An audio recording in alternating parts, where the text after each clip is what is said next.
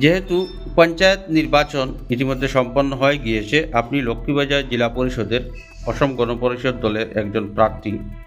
আপনি 5137টি ভোট জেলা পরিষদের এরিয়া থেকে পেয়েছেন। সে ব্যাপারে আপনার কি অভিমত? আপনি জনগণের উদ্দেশ্যে কি বলবেন? প্রথমত লক্ষ্মীবাজার জেলা পরিষদ সমষ্টির আপামর জনসাধারণ এবং ভোটারদেরকে আমার আন্তরিক প্রীতি এবং শুভেচ্ছা জানাই। যেহেতু আমি আমার আমার অসম গণপরিষদ দলের প্রার্থী রুমানা বেগম, ওনার পক্ষে আমি প্রচার অভিযান চালিয়ে যাচ্ছি।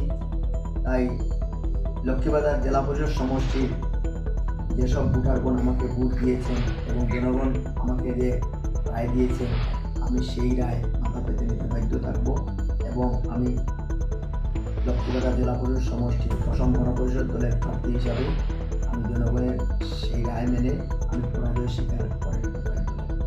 আপনি কি মনে করেন করিমগঞ্জ জেলা বিজেপির সকল কার্যকর্তা বা নেতৃবর্গরা আপনাকে কি সাহায্য করেছেন? হ্যাঁ, করিমগঞ্জ জেলা বিজেপির কর্মকর্তাগণ, বিশেষ করে রাজ্যসভার এমপি মিশন রঞ্জন দাস আমাকে যেভাবে সাহায্য সহযোগিতা করেছেন, আমি ব্যক্তিগতভাবে ওনার কাছে চিরঋণী। এবং যেহেতু লক্ষ্মীবাজার জেলা পরিষদ সমষ্টিতে অসম গণপরিষদ দলের কোনো সংগঠন নাই, সংগঠন না থাকে